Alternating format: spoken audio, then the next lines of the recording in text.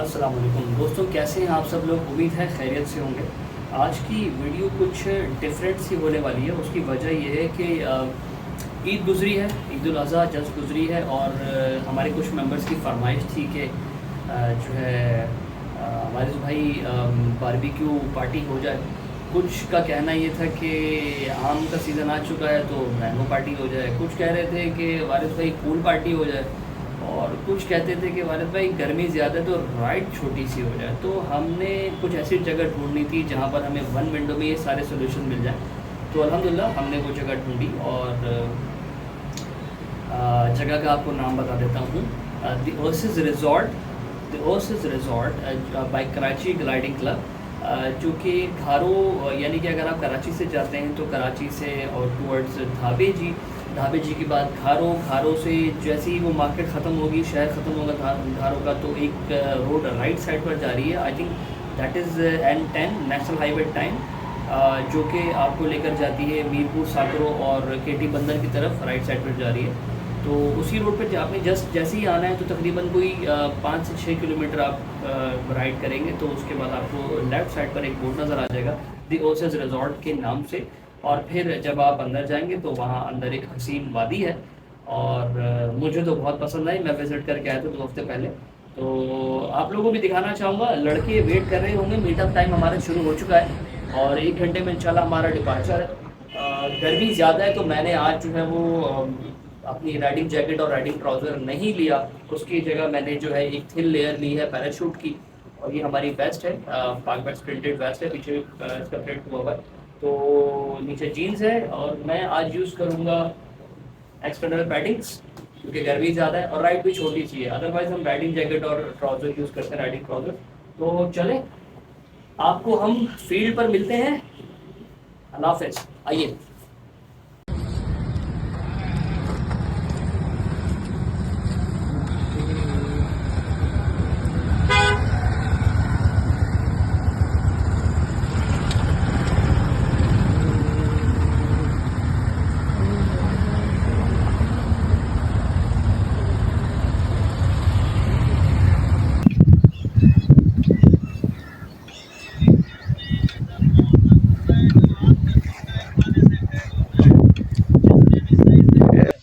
तो फाइनली भाई हम लोग कहाँ पहुँचे हैं? ओएसिस एडवेंचर रिजॉर्ट पहुँच चुके हैं। 5 बज के मेरे ख्याल से शायद 15 मिनट 10 मिनट हो रहे होंगे। बाकी टीम हमारी आ रही है। हम लोग पहले पहुँच के अरेंजमेंट वगैरह देखना है हमने, तो इसलिए हम लोग पहले आ गए। हम भाई फुल हीरो बने हुए, टॉम क्रूज के छोटे भाई लग रहे हैं इस वक्त। हमारा एक गाड़ी आ रहा है, वो इशारा ना मोबाइल चार्ज करने के चक्कर में जगहें ढूंढ रहा है। मासूम खून पीने वाला। तो इंशाल्लाह जनाब फिर मिलते हैं आपको अगली अपडेट देने के लिए 2 घंटे बाद।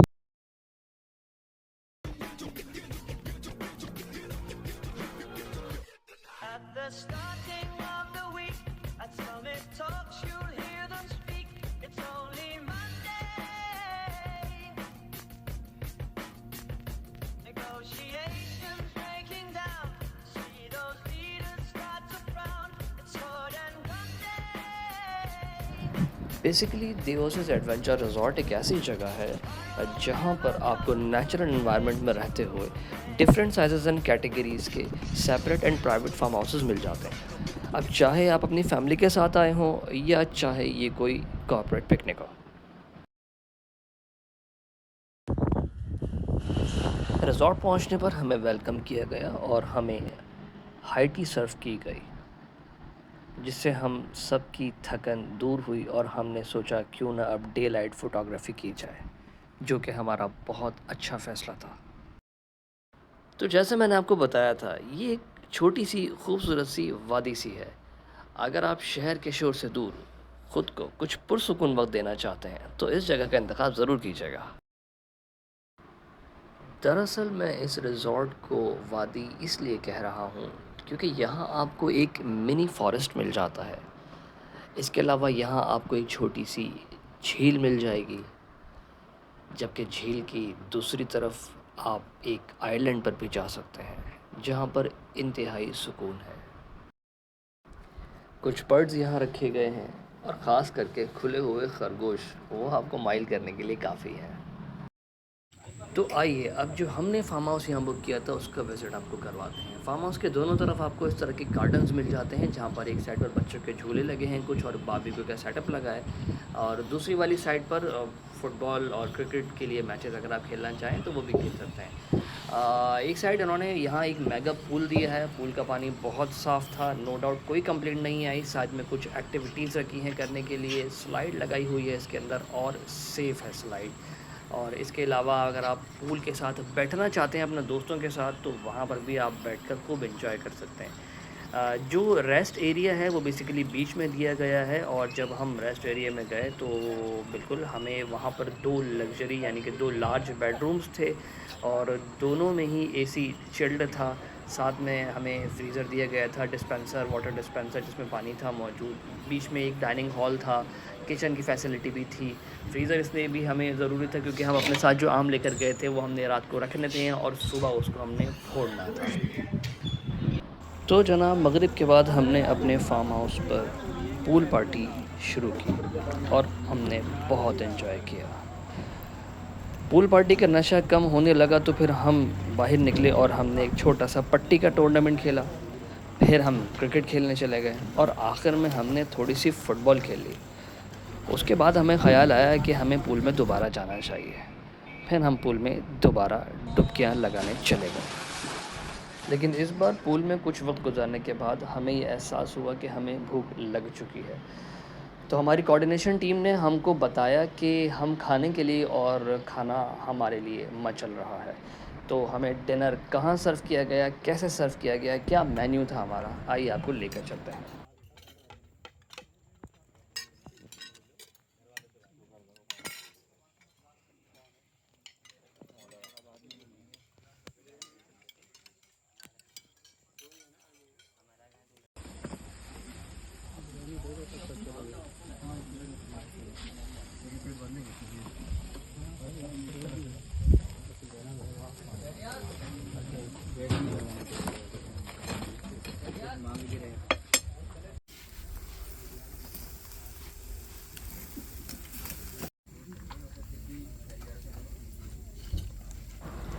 जैसा कि आपने देखा हमारे डिनर का मेन्यू था बिरयानी, बारबेक्यू में हमारे लिए चिकन टिक्का रखा गया था, सीख कबाब थे, बेवरेजेस में कोल्ड ड्रिंक्स थी और डेज़र्ट में गुलाब जामुन। मुझे सबसे अच्छी बात यहाँ की लगी वो यहाँ की आउटडोर लाइव कुकिंग, और जिसे हम फूड एम्बियंस कहते हैं, वो तो अमेजिंग। डिनर के बाद हमने थोड़ी सी नाइट फ़ोटोग्राफी की। उसके बाद हम वापस अपने फार्म हाउस आ गए और फिर यहाँ हमने दोबारा से अपनी पूल पार्टी को एंजॉय करना शुरू किया। रात तक जितना बेहतरीन वक्त हमारा गुजर चुका था, तवक्कात के ऐन मुताबिक द ओसिस एडवेंचर रिज़ॉर्ट के स्टाफ ने नाश्ते में भी कोई कसर नहीं छोड़ी और हमें एक बेहतरीन ज़बरदस्त ब्रेकफास्ट दिया। पीछे जो आपको आवाज़ें आ रही हैं वो उन चार्ज्ड एक्टिविटीज़ की हैं जो कि कराची ग्लाइडिंग क्लब के ट्रेंड स्टाफ की तरफ से आपको प्रोवाइड की जाती हैं। हमने तो बहुत एंजॉय किया, आप भी एंजॉय कीजिएगा। यहाँ की फेमस एक्टिविटीज़ में archery, shooting, phishing, quad bike, boating, jet ski, zip line और पैराग्लाइडिंग शामिल। नाश्ते और एक्टिविटीज़ से फ्री होने के बाद हमने वहाँ मौजूद द ओसिस एडवेंचर रिज़ॉर्ट के स्टाफ मेंबर्स का शुक्रिया अदा किया और उनसे अपनी वापसी की इजाज़त ली और फिर कराची की तरफ सफ़र के लिए रवाना हो गए।